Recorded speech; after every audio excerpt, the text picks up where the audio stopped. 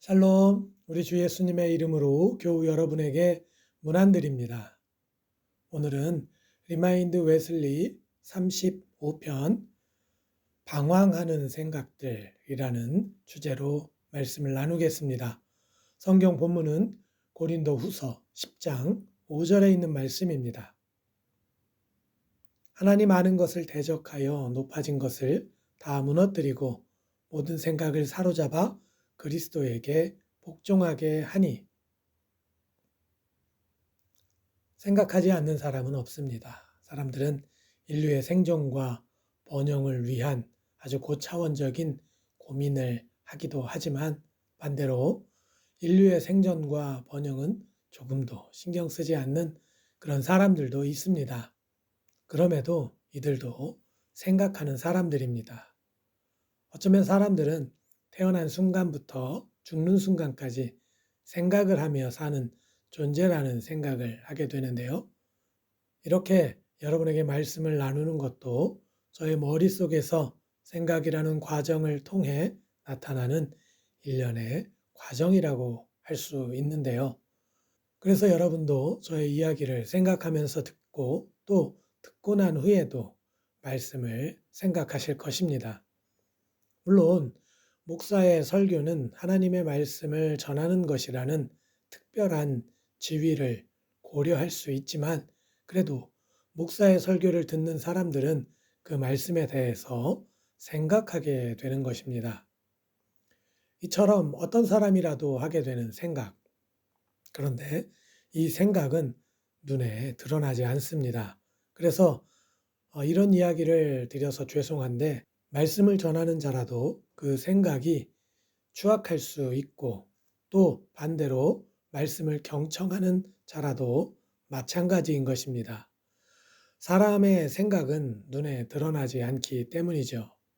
그래서 아주 오래전부터 사람들은 생각으로 짓는 죄에 대해서 고민해 왔습니다.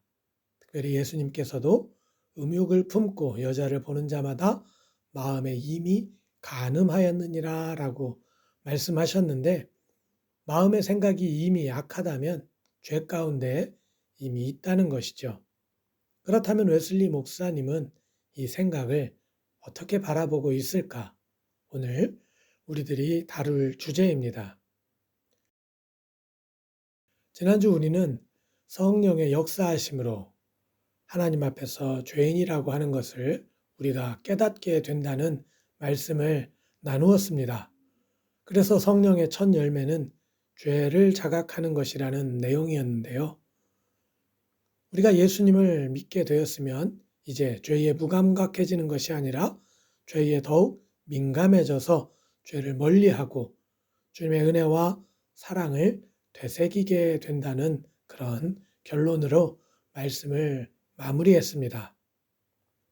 그렇다면 오늘 말씀은 그리스도인이 멀리해야 하는 죄에 대해서 구체적인 한 예를 다룬다고 하겠는데요. 바로 생각으로 짓는 죄입니다. 그런데 오늘 말씀의 제목을 보면 알 수 있는 것처럼 웨슬리는 이 생각으로 짓는 죄에 대해서 아주 독특하게 접근하고 있습니다. 우리들의 생각이 방황한다는 것입니다. 웨슬리가 이런 방황하는 생각이라는 개념을 갖게 된 것은 당시 사람들 중에 이해력에 있어서 완전해지지 않는 한 그리고 모든 정서와 기질이 거룩하고 정의롭고 선할 뿐만 아니라 마음에서 일어나는 모든 개별적 생각이 지혜롭고 질서정연하지 않는 한 사랑 안에서 완전한 사람은 아무도 없다고 열렬하게 주장하며 확신하는 사람들이 있었기 때문입니다. 이 이야기는 무엇일까요? 죄에 대한 이해를 키우고 정서와 기질을 거룩하고 정의롭도록 훈련하고 생각이 일목요연하도록 생각을 가다듬어야 한다는 말이겠죠. 그런데 여러분, 이렇게 할 수 있는 사람이 없습니다. 심지어 진실한 그리스도인들이라 할지라도 그렇겠죠. 어쩌면 진실한 그리스도인을 꿈꾸는 사람들은 자신의 생각이 방황하고 있기 때문에 더욱 낙담할 수 있습니다. 분명 주를 사랑하는데 주를 위한 열정도 있고 헌신할 마음도 충분한데 생각은 온전히 주를 위해 고정되지 못하기 때문입니다. 주를 기쁘게 할 생각과 마음만 가득하면 좋을 것 같은데 삶의 많은 순간에 죄의 유혹이 파도처럼 밀려오기 때문이죠.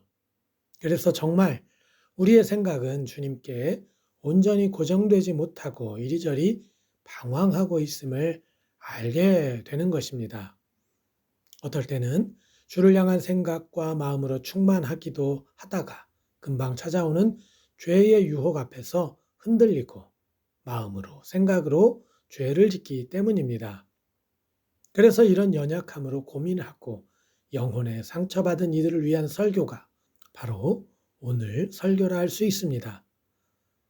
아마도 주의 일을 하는 분들, 특별히 목사님들이 이런 고민을 많이 할 것 같습니다.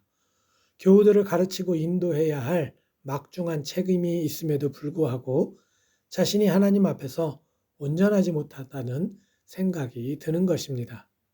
주님의 종으로서 좀 더 거룩하고 정결하며 모범을 보여야 하는데 주님께 100% 헌신하지 못하는 자신을 확인하기 때문입니다. 그래서 이렇게 흉악한 자가 목회를 하는 것이 맞는지 의문이 들고 회의가 들기도 하는 것이지요. 이것은 실로 목회자에게 커다란 상처가 됩니다. 자신이 하나님의 일에 적합하지 않다고 느껴지는 것은 하나님의 일을 하겠다고 나선 사람으로서 아주 절망적인 상황과 마주하기 때문입니다. 그런데 웨슬리는 이러한 방황하는 생각에 대해서 잘 이해해야 한다 말하고 있습니다. 아마도 많은 분들이 예배 시간에, 특별히 설교 시간에 집중을 하지 못하는 것 같습니다. 예배도 늘 똑같고 목사님들의 설교도 대체로 거의 아는 이야기들이기 때문이겠죠. 그래서 많은 분들이 예배 시간에, 설교 시간에 딴 생각을 하게 되는데요. 이런 경우도 우리가 방황하는 생각의 한 유형이라 할 수 있을 것입니다. 그런데 이렇게 예배에 집중하지 못하고 설교에 집중하지 못하는 것도 우리가 죄라고 생각할 수 있지만 그리스도인들이 방황하는 생각이라 부를 만한 것, 우리가 생각해 보려고 하는 것은 여러분 하나님을 떠난 생각들입니다. 이 말씀을 이해할 때 이렇게 생각해 보면 좋을 것 같습니다. 불신자들은 애초에 하나님을 믿지 않기 때문에 우리가 다룰 이유가 없는 것 같지만 이들의 생각을 살펴보는 것이 우리 자신을 돌아보는데 중요한 포인트를 주는 것 같습니다. 여러분, 믿지 않는 사람들이 하나님을 믿지 않으면 그들은 하나님을 사랑하기가 어렵습니다. 아니, 사랑할 수가 없겠죠. 하나님을 알고 그래서 하나님을 믿게 된다고 하는 것은 하나님의 크신 은혜와 사랑을 알게 된다는 의미이기 때문입니다. 그래서 하나님을 믿은 사람은 이제 하나님을 사랑하게 되는 것이죠. 그래서 이렇게 하나님을 사랑하는 사람은 하나님을 사랑하기 때문에 하나님 안에서 기쁨을 발견하게 됩니다. 그런데 하나님 안에서 기쁨을 발견하지 못하고 오히려 지루하며 몸이 건조한 신앙생활을 한다는 것은 그리스도인이라고 하지만 하나님을 온전히 만나지 못했거나 하나님과의 교제에 생기를 잃어버린 것이다 할 수 있습니다. 하나님을 사랑하지 못한 그리스도인의 모습은 아주 중요한 것을 놓치고 있기 때문입니다. 또한 불신자들은 단순히 하나님이 없이만 사는 것이 아니라 하나님을 대적하는 마음이 있습니다. 하나님을 대적하는 모양은 여러 가지가 있겠지만 사람들로 하여금 더욱 세상적이고 감각적이게 하는 것이 바로 하나님을 대적하는 일들입니다. 특별히 웨슬리가 자주 말하는 육체의 정욕, 안목의 정욕, 이생의 자랑이 바로 그것인데요. 그렇다면 이것들이 어째서 하나님을 대적하는 것일까? 여러분, 사람들의 죄악된 기질 때문입니다. 사람들이 세상을 끊임없이 쫓는 이유는 그들이 우상숭배자이기 때문입니다. 세상을 사랑하고 세상을 숭배하고 세상 가운데서 끊임없이 쾌락을 추구하기 때문입니다. 그런데 그리스도인이라고 하면서 주님이 아니라 세상을 사랑하고 세상 속에서 행복을 찾으려고 한다면 과연 그는 하나님을 믿는다고 할 수 있는 것일까? 그가 우상 숭배자가 아닌가 물어볼 수 있는 것이죠. 어쩌면 이 부분에 대해서 의아하게 생각하실 분이 있을지도 모르겠습니다. 그렇다면 믿는 사람들은 세상 속에서는 행복해서는 안 된다는 말입니까? 라고 들을 수 있기 때문인데요. 그러나 여러분, 오해하지 마시기 바랍니다. 주님을 만난다는 것이 행복하지 않다면 우리가 신앙생활을 할 수가 있을까요? 절대 그렇지 않습니다. 주님을 만나야 행복합니다. 주님 안에 참된 행복의 비결이 있기 때문입니다. 그렇기 때문에 주님을 만난 그곳이 현재나 장래에도 하나님의 나라가 될 수가 있는 것이죠. 그런데 그리스도인들이 주님을 만나고서도 자꾸 물질적인 풍요와 세상의 성취를 이루어야 행복할 것이라고 생각합니다. 그래서 주님을 만나면 물질의 풍요가 약속이 되고 세상에서의 성공이 보장되는 것이라고 여기고 있는 것이죠. 물론 성경에 이렇게 해석할 수 있는 많은 이야기들이 있습니다.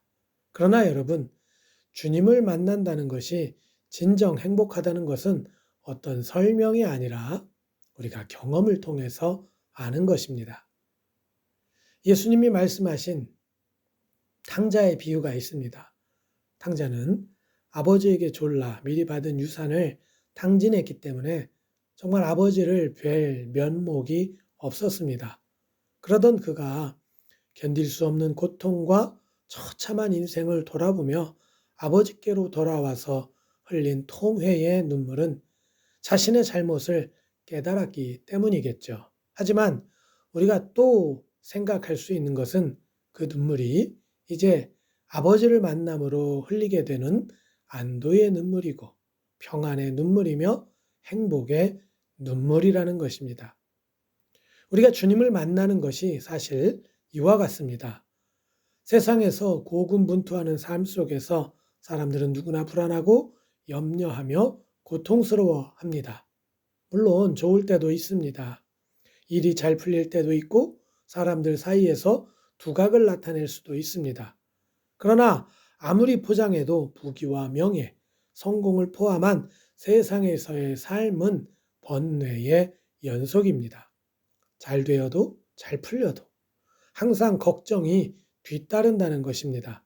그러나 바로 그곳에서 우리가 주님을 만날 때 우리는 안도할 수 있고 평안을 누릴 수 있으며 주님이 주시는 행복을 누릴 수 있는 것입니다.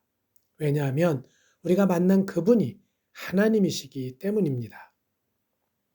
하나님이신 우리 아버지는 자신과 함께하는 행복을 주시기 위해서 우리를 자녀 삼아 주셨는데 한 줌 재보다도 못한 가치를 탐하고 따르는 것이 어찌 하나님을 대적하는 것이 아니겠습니까? 물론 저의 이야기가 여러분의 귀에 들어오지 않을 수도 있습니다. 그렇다면 여러분이 주님을 만나 누리는 평화와 기쁨을 경험하시기를 기도할 수밖에 없습니다. 왜냐하면 이러한 행복을 경험하고서야 비로소 알 수 있는 것들이기 때문입니다. 아무튼 웨슬리는 방황하는 생각의 종류가 셀 수 없이 많다고 이야기합니다. 왜냐하면 우리의 존재가 생각과 때려야 뗄 수 없기 때문입니다. 매 순간 생각하죠. 잠시 쉬고 싶어도 이런저런 생각을 하게 됩니다. 마음을 차분히 가라앉히고 명상을 하기도 하지만 그럼에도 또 생각하게 되는 존재가 우리들입니다. 그런데 이렇게 셀 수 없이 많은 방황하는 생각들이라 해서 모두가 죄가 된다고 웨슬리 목사님은 말하지 않습니다. 오직 하나님을 떠나 하게 되는 방황하는 생각들이 죄라고 말하는 것입니다. 그 마음속에 하나님을 찾아볼 수 없는 생각이 죄라는 것이지요. 이것은 실질적으로 무신론을 내포하고 있는 것입니다. 그래서 웨슬리는 이렇게 말을 합니다. 악한 나무가 선한 열매를 맺을 수 없습니다. 나무가 악하다면 열매도 틀림없이 악합니다. 또한 죄악된 기질을 만들거나 키워나가는 생각들도 죄라고 합니다. 예를 들면 복수심, 교만, 유교, 허영심 같은 것들입니다. 이것들은 악으로부터 기인하는 것이고 우리를 악으로 인도하는 생각이기 때문입니다. 그래서 앞에서도 다뤘지만 육체의 정욕, 안목의 정욕, 이생의 자랑을 조장하는 것도 웨슬리는 죄악된 것이라 말하고 있습니다. 그런데 웨슬리는 죄가 되지 않는 방황하는 생각에 대해서도 말하는데 이와 관련해서는 예를 들어 설명해 보도록 하겠습니다. 먼저 믿는 사람들이 갑자기 병에 걸렸을 때 참 별의별 생각을 다 하는 것 같습니다. 내가 하나님께 무엇을 잘못한 것은 아니었을까? 아니면 내가 주일 성수하지 않아서 나에게 이런 병이 생겼나? 내가 목사님에게 순종하지 않아서 이런 불행이 온 것은 아니었는가? 와 같은 방황하는 생각들 말이죠. 하지만 시간이 지나고 이런 생각을 했다는 것 자체가 부끄러울 수도 있고 자신의 잘못된 신앙 때문이라고 탓할 수도 있지만 웨슬리는 이런 생각이 죄라고 하지 않습니다. 다만 이런 생각으로 인해서 오히려 우리 안에 잘못된 기질이나 성품, 성향을 유발시키거나 키워나가게 된다면 그 생각들이 죄악이 된다고 말하는 것입니다. 또 한 가지 예를 든다면 우리가 어쩔 수 없이 보게 되고 듣게 되고 이해하게 되는 것이 있습니다. 웨슬리는 이러한 것도 죄가 되지 않는다고 말합니다. 왜냐하면 우리가 눈과 귀와 머리를 가지고 있는 것이 죄가 되지 않기 때문입니다. 여러분 텔레비전만 틀면 명품으로 도배한 탤런트들이 나오죠. 또 성공한 사람들의 이야기가 나옵니다. 그래서 그들이 누리는 것이 정말 최고의 행복을 선사하는 것처럼 이야기를 풀어가고 있습니다. 물론 우리들이 텔레비전을 보지 않을 수도 있지만 우리가 세상 돌아가는 이야기들을 여러분과 나누기 위해서 꺼낸 이야기입니다. 이런 세상의 모습과 소식을 우리가 외면할 수 없다는 말입니다. 그래서 이런 것을 보고 듣고 이해하는 것이 잘못되었다는 말이 아닌 것이죠. 그러나 보고 듣고 이해한 것에 너무 마음을 빼앗기고 그것에 몰입되다 보면 나도 모르게 하나님과 멀어지고 나도 모르게 하나님을 대적하게 된다는 사실을 우리가 명심해야 하는 것입니다. 그래서 이런 위험성 때문에 웨슬리 목사님은 방황하는 생각이 죄로 향하지 않도록 기도해야 된다, 기도합시다 말하고 있습니다. 죄로부터의 구원을 위해 기도합시다. 죄의 뿌리와 가지가 모두 제거되도록 기도합시다. 육체와 정신의 모든 오염으로부터 깨끗해지기를 기도합시다. 모든 악한 기질과 행동으로부터 깨끗해지기를 기도합시다. 온 마음과 온 뜻과 온 영혼과 온 힘을 다해 우리 주 하나님을 사랑할 수 있도록 기도합시다. 성령의 모든 열매, 즉 사랑, 희락, 화평, 오래 참음, 자비, 양성, 충성, 온유, 절제가 우리 안에서 발견되기를 위해서 기도합시다. 우리 주 예수 그리스도의 영원한 나라에 들어갈 때까지 이러한 모든 일들이 여러분 안에서 더욱 번성하고 풍성해지기를 위해서 기도합시다. 사랑하는 교우 여러분, 신앙생활이 딱딱 떨어지면 좋은데 우리 인생처럼 딱딱 들어맞는 것이 없습니다. 그래서 주님을 만나 신앙생활을 시작했으면서도 방황하는 생각에 빠지게 됩니다. 그래서 어떤 경우에는 교회 생활은 교회 생활대로, 사회생활은 사회생활로서 분리해서 사는 분들도 계신 것 같습니다.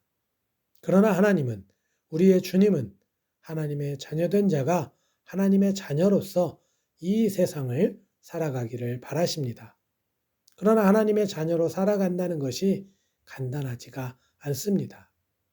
오늘 웨슬리의 통찰도 우리의 생각이 한 곳에 집중하지 못하고 방황하고 있음을 발견하기 때문입니다.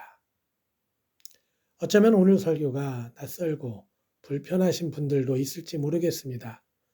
그러나 저는 오늘 설교가 가장 웨슬리답고 감리교스러운 설교이고 내용이 아닌가 하는 생각을 하게 됩니다. 정답이 있는 것이 아니라 주님 앞에 온전하고자 애쓰고 노력하는 모습을 보기 때문인데요. 특별히 우리의 마음에서 일어나는 수없이 많은 생각들, 이것을 정리하고 일목요연하게 바라본다는 것은 거의 불가능하다고 여겼는데 웨슬리는 이러한 부분까지 고민하며 그리스도인들이 바라보아야 할 지향점을 가르쳐주고 있기 때문입니다. 우리는 누구나 온전할 수 없다는 것을 압니다. 아마도 웨슬리도 이러한 사실을 누구보다도 더 잘 알고 있었으리라 생각합니다. 그러나 그는 그리스도인의 완전을 이야기합니다. 불가능한 것을 알면서도 불가능을 이야기한다는 것은 그만큼 더욱 진실되고 성실하게 주님의 말씀 앞에, 거룩하신 하나님 앞에 나아가야 한다는 의미로 여겨집니다. 그래서 웨슬리는 오늘 설교를 기도하면서 끝마쳤던 것은 아닐까. 하나님 앞에 온전해지는 것이 너무 간절했기 때문이죠. 그러므로 사랑하는 교우 여러분, 오늘 웨슬리의 기도가 우리의 기도가 되고 그의 애씀이 우리의 애씀이 되어서 주님께 한 걸음 더 다가가는 복된 시간들을 마주하시기를 예수님의 이름으로 축원드립니다. 할렐루야.